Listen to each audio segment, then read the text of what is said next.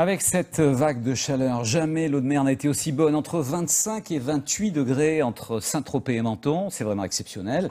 On aurait tendance à penser qu'avec cette température, les bactéries vont se développer. Eh bien, pas forcément. C'est la conclusion des scientifiques du laboratoire de bactériologie du CHU de Nice qui travaillent justement sur ce phénomène. Hugues Nicolin avec Frédéric Tissot. La carte postale, parfaite des vacances, la plage, le soleil et la grande bleue chauffée à blanc.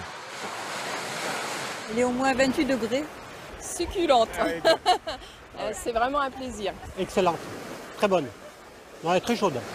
Pourtant, ces baigneurs se confrontent sans le savoir à des micro-organismes, des ennemis infiniment petits, invisibles à l'œil nu, et qui se développent sous l'effet de la chaleur, plus de 20 millions de bactéries sous la mer.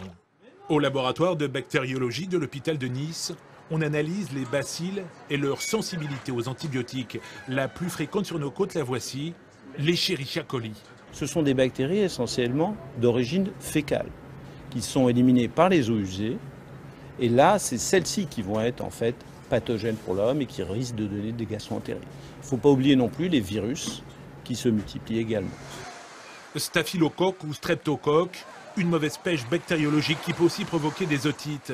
Dès les premières vagues, les bactéries remontent à la surface, leur allié, les nuages qui empêchent les rayons UV de les anéantir. Il faut effectivement aller dans l'eau quand l'eau est calme, quand l'eau est chaude finalement, quand il y a le soleil, il n'y a pas de nuages.